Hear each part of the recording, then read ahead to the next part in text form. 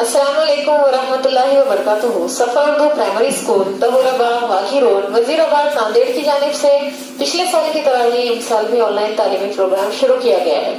Us on line طرز تعلیم کے تحت آج کے اس ویڈیو میں ہم جماعت سوم کے مضمون ریاضی کی درسی کتاب سے سبق پیمائش پڑھیں گے۔ پچھلے ویڈیو میں ہم اس سبق کا کچھ حصہ پڑھ چکے ہیں، آج کے اس ویڈیو میں ہم آگے کا سبق پڑھیں گے۔ پیمائش وزن یا پھر کمیت۔ روحی، اس گیند کا وزن 17 گولیاں ہے۔ راشد، اس گیند کا وزن میرے پاس کی 10 گولیاں ہیں۔ سلمہ، یہ کیسے ہوا؟ ایک ہی گیند کا وزن مختلف کیسے ہو گیا؟ اکرم، روحی کی لائی ہوئی گولیاں چھوٹی تھیں اور راشد کی لائی ہوئی گولیاں بڑی تھیں، اس لیے ایسا ہوا ہوگا۔ آپا، ٹھیک ہے، ایسا ہوتا ہے، اسی لیے تو دکان میں وزن ناپنے کی معیاری اکائیاں یعنی باٹ ہوتے ہیں۔ یہ دیکھیں، یہاں پر باٹ کی تصویر دی گئی ہے، یہ 1 کلو کا باٹ ہمیں دکھایا گیا ہے۔ یہ بات کو یاد رکھیے کہ کسی چیز کا وزن معیاری باٹوں کی مدد سے کوئی بھی کرے تو پیمائش مساوی آتی ہے۔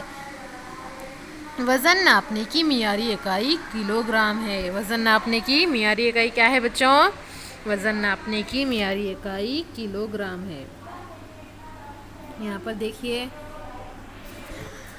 دکاندار کو یہ بچے کیا کر رہے ہیں؟ پیلے ڈریس والی لڑکی کہہ رہی ہے مجھے 2 کلو گرام جوار چاہیے۔ یہ لڑکا کہہ رہا ہے مجھے 1 کلو گرام شکر دو، اور دوسری لڑکی کیا کہہ رہی ہے؟ مجھے 5 کلو گرام گیہوں چاہیے۔ تو دکاندار کیا کرتے ہیں؟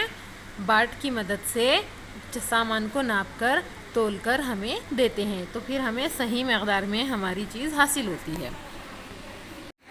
اندازہ کرو کہ نیچے دی ہوئی چیزوں کے وزن 1 کلو گرام سے کم ہے یا زیادہ، اور پھر دکان میں جا کر معلوم کرو۔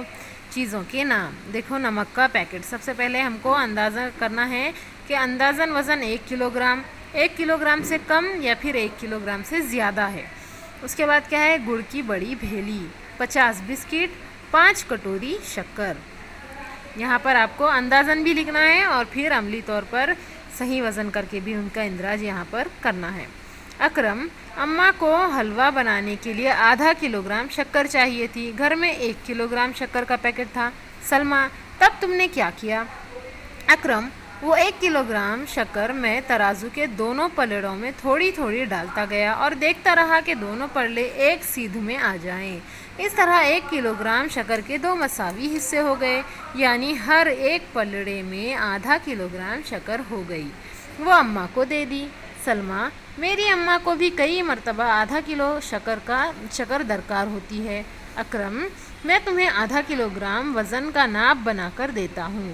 ½ کلو گرام شکر ایک پلڑے میں رکھ کر دوسرے پلڑے میں اسی قدر وزن کے چھوٹے چھوٹے کنکر رکھ کر انہیں رومال میں باندھ کر دیتا ہوں۔ یہ ہو گیا ½ کلو گرام وزن کا ناپ۔ سلمہ، یعنی اس طرح ہم پاؤ کلو گرام وزن کا بھی ناپ بنا سکتے ہیں۔ 1 کلو گرام وزن کے ناپ اور ترازو کی مدد سے ہم نیچے دیے ہوئے وزن کا چاول، گیہوں، جوار ناپو اور تولو۔